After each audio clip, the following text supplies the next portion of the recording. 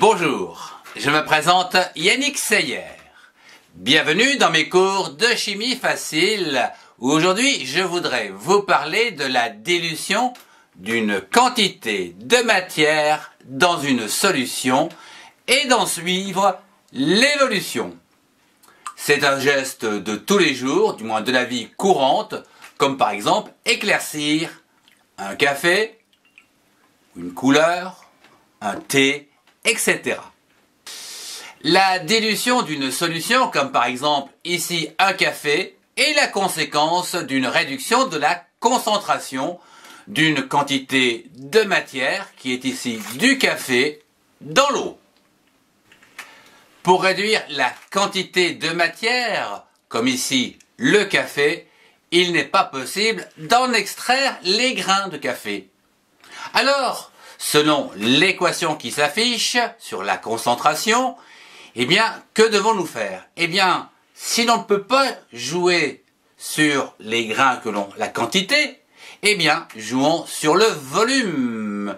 C'est ainsi que, eh bien, voilà, je vais en vider un petit peu.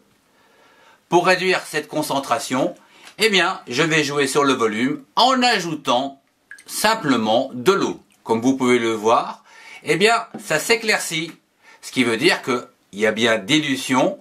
Et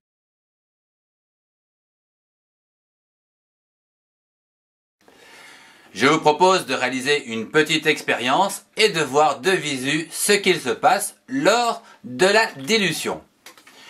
Prenons par exemple un verre à pied, une petite balance, et sur laquelle donc je vais prendre pour commencer 10 grammes, voilà, mettre 10 grammes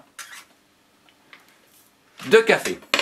Alors, ici je vais mettre 50 millilitres d'eau dans ce verre à pied, donc gradué, comme ceci, dans lequel je vais rajouter les 10 grammes.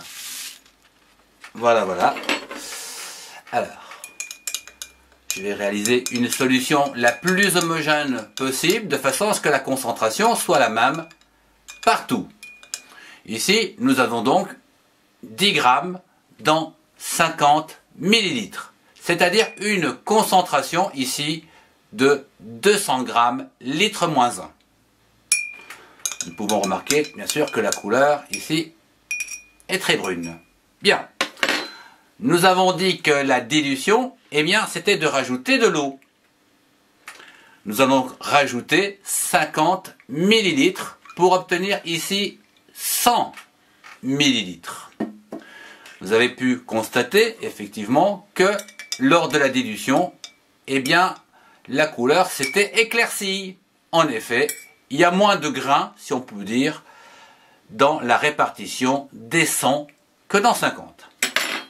La concentration à présent, eh bien, c'est toujours ces fameux 10 grammes que nous n'avons pas pu ni enlever, ni faire quoi que ce soit.